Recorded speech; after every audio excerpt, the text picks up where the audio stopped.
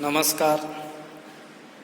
गायत्री गायत्री विद्या मंदिर उच्च माध्यमिक विद्यालय सांचौर की ऑनलाइन क्लास में आपका स्वागत है। प्रिय विद्यार्थियों, आज हम कक्षा 12 विषय इतिहास में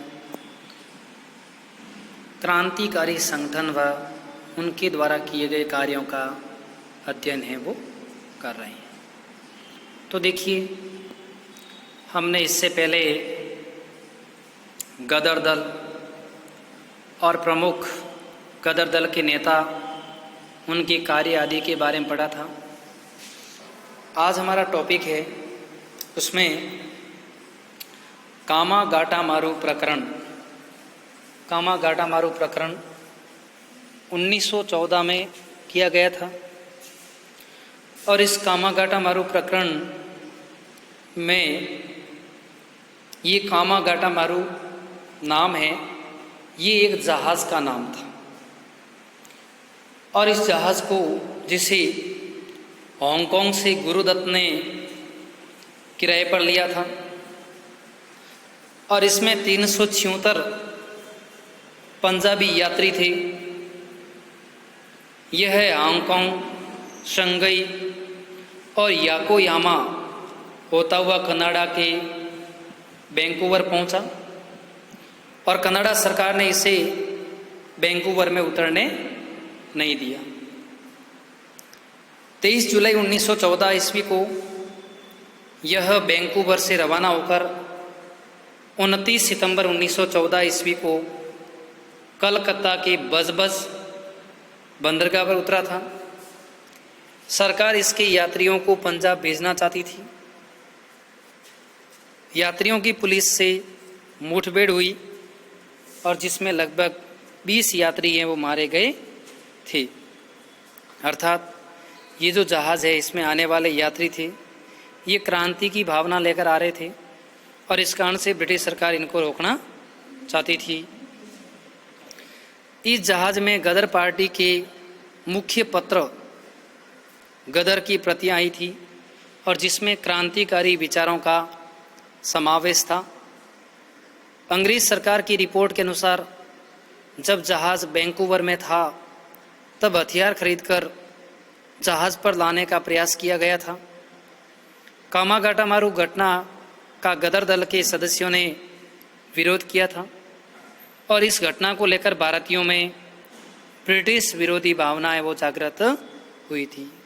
अर्थात अंग्रेज सरकार की रिपोर्ट के अनुसार जब जहाज़ वैंकूवर में था तब हथियार खरीदकर जहाज़ पर लाने का प्रयास किया गया था और कामागाटामारू जो घटना है, इसका गदर दल के सदस्यों ने विरोध किया था और इस घटना को लेकर ब्रिटिश लोगों में भारतीयों की ब्रिटिश के प्रति भारतीय लोगों में वैमनस्य का भाव है वो पैदा हुआ था, क्योंकि भारतीयों को लगता था कि ब्रिटिश सरकार जानबूझकर इस मामले को है वो दबाना चाहती हैं और उसने जानबूझकर इस तरह से इनको वहाँ पर है वो रोका था। फिर हम बात करते हैं सिंगापुर विद्रोह की। सिंगापुर का जो विद्रोह है, ये भी जो है फरवरी 1915 में हुआ था और ये विद्रोह गदर पार्टी ने किया था और इस कार्य के लिए मूलचंद्र को सिंगापुर भेजा गया था और ये तय किया गया था कि भारतीय सैनिक विद्रोह कर जर्मन कैदियों को है वो मुक्त कराएंगे। अर्थात जर्मन विद्रोह में यह तय किया गया था कि भारतीय जो है विद्रोही क्रांतिकारी हैं, वे सैनिक विद्रोह कर जर्मन कैदियों को हैं वो मुक्त कराएंगे। तो देखिए, इसके बाद जर्मन सैनिक भारत की क्रांति में सहयोग करेंगे। योजना अनुसार भारतीय सैनिकों ने विद्रोह कर जर्मनी के कैदियों को मुक्त कराया, किंतु जर्मन सैनिकों ने भारतीय सैनिकों का साथ है वो नहीं दिया और दक्षिण पूर्व एशिया में जर्मनी की सहायता से चीज़ों पर आक्रमण करने की गदर दल की योजनाएं वो क्या रही थी, असफल हैं वो रही थी। पश्चिम में अगासी एवं पांडुरंग खान खोजे को गदर दल ने ईरान भेजा था और ये दोनों वेश बदलकर बलूचिस्तान जाते और भारत में हथियार भेजते थे। प्रमथनाथ दत्त, अगासी आदि को कैद कर दिया गया और इसके बाद खान खोजे ने ईरानी सेना में भर्ती होकर अंग्रेज़ों से वो युद्ध किया था। तो इस तरह से ये जो मतलब जर्मनी के अंदर भी ये विद्रोह फैलाने की कोशिश, सिंगापुर में विद्रोह फैलाने की कोशिश गदर दल के द्वारा है वो की गई थी। अब देखिए लाहौर सशस्त्र विद्रोह, अर्थात ये जितने भी विद्रोह हो रहे थे, इन विद्रोहों का एक ही मकसद था कि भारत में ब्रिटिश साम्राज्य को है वो समाप्त करना। रासबिहारी बोस ने 21 फरवरी 1915 को सेना में विद्रोह की तिथि निश्चित की और इसका केंद्र लाहौर था। ब्रिटिश शासकों का मानना था कि गदर पार्टी के प्रचार से भारत में क्रांति को सफल बनाने के लिए कम से कम 8,000 भारतीय अन्य देशों से सिर्फ पंजाब आए थे। अर्थात उसमें ब्रिटिश शासकों का मानना था कि गदर पार्टी के प्रचार से भारत में क्रांति को सफल बनाने के लिए लगभग 8,000 भारतीय अन्य देशों से कहाँ पर आए हैं, पंजाब में आए हैं। और गदर दल के पंजाब में प्रमुख नेता करतार सिंह सराबा सहित कई नेता गिरफ्तार किए गए। रासबिहारी बोस बचकर यहाँ से भाग निकले और भारत सरकार ने भारत सुरक्षा अधिनियम के अंतर्गत विशेष मुकदमा है वो इनके खिलाफ दायर किया गया था और ये प्रथम लाहौर षड्यंत्र केस के नाम से प्रसिद्ध हुआ था। इसमें करतार सिंह, विष्णु पिंगले आदि को मृत्युदंड मिला और अमेरिकी सरकार ने गदर दल के क्रांतिकारियों पर मुकदमा है वो चलाया था और यह मुकदमा सैन फ्रांसिस्को का प्रथम मुकदमा 20 नवंबर 1917 कहलाया था। इन पर आरोप लगाया गया कि इन्होंने बर्लिन में कमेटी बनाई और जर्मन धन से हथियार खरीदे, लोगों को भर्ती कर भारत भेजा और भारत में क्रांति करने का सुनियोजित प्रयास है वो किया था। अर्थात यह मुकदमा सैन फ्रांसिस्को का प्रथम मुकदमा 20 नवंबर 1917 को हुआ था और इन पर आरोप लगाया गया था कि इन्होंने बर्लिन में कमेटी बनाई और जर्मन धन से हथियार खरीदे, लोगों को भर्ती कर भारत भेजा और भारत में क्रांति करने का सुनियोजित प्रयास है वो किया था। गदर दल ने भारत की सेना एवं जनता में विद्रोह की भावना फैलाकर सशस्त्र संग्राम के माध्यम से भारत को आज़ाद करने का प्रयत्न है वो किया था और इस दल ने गुरिल्ला युद्ध प्रणाली अपनाते हुए सेना को भी अपने साथ लेने का प्रयास किया तथा विदेशियों को भी सहायता प्राप्त की थी। अर्थात गदर दल द्वारा सिंगापुर विद्रोह और लाहौर में भी इस तरह से जो षड्यंत्र केस हैं वो इनके खिलाफ है वो चलाया गया था। अब देखिए हम देखते हैं काबुल में अस्थायी सरकार की स्थापना। तो देखिए जर्मनी की सहायता से राजा महेंद्र प्रताप ने भारत को स्वतंत्र कराने का प्रयास किया था। किसकी सहायता से?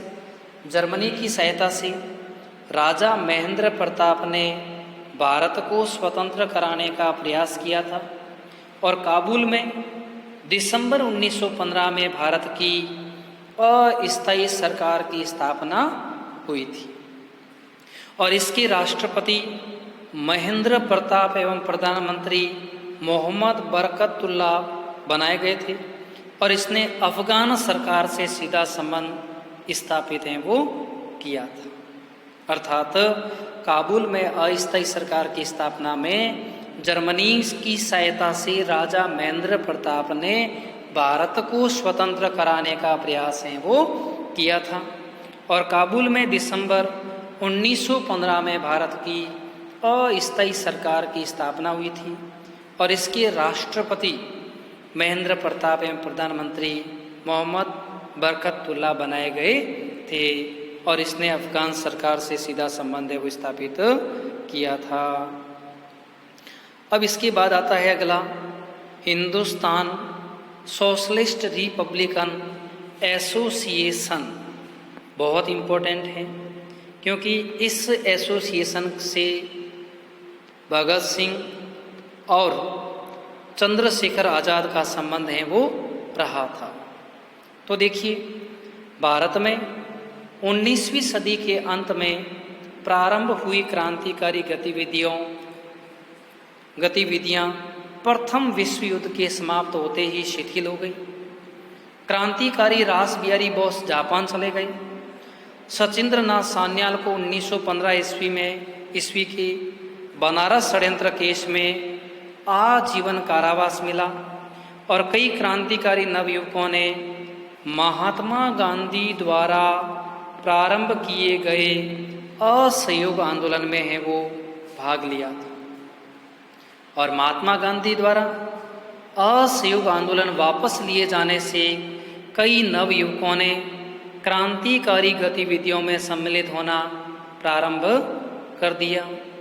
सचिंद्र सान्याल ने जेल से छूटने पर नवयुवकों को एकजुट करना प्रारंभ किया और अक्टूबर 1924 में कानपुर में क्रांतिकारी युवकों का सम्मेलन हुआ और सचिंद्र सान्याल के प्रयासों से हिंदुस्तान रिपब्लिकन एसोसिएशन का गठन हुआ था। याद रखना, 1924 में सचिंद्र नाथ सान्याल के प्रयासों से हिंदुस्तान रिपब्लिकन एसोसिएशन का गठन हुआ था। मनमथनाथ गुप्त, राम प्रसाद बिस्मिल, योगेश चटर्जी, चंद्रशेखर आज़ाद आदि इसके प्रमुख नेता थे और इस संस्था का जो उद्देश्य है वो सशस्त्र क्रांति के माध्यम से अंग्रेजी साम्राज्य को समाप्त करना था। इसने नवयुवकों को इस दल में सम्मिलित किया, हथियार एकत्र कर उन्हें प्रशिक्षित करना प्रारंभ किया और इसका सैनिक संगठन रिपब्लिकन आर्मी था।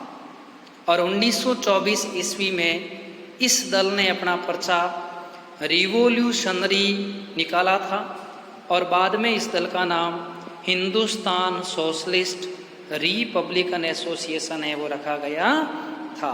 अर्थात जो पहले हिंदुस्तान रिपब्लिकन एसोसिएशन था उसका बाद में नाम परिवर्तित करके जो हिंदुस्तान सोशलिस्ट रिपब्लिकन एसोसिएशन है वो रखा गया था।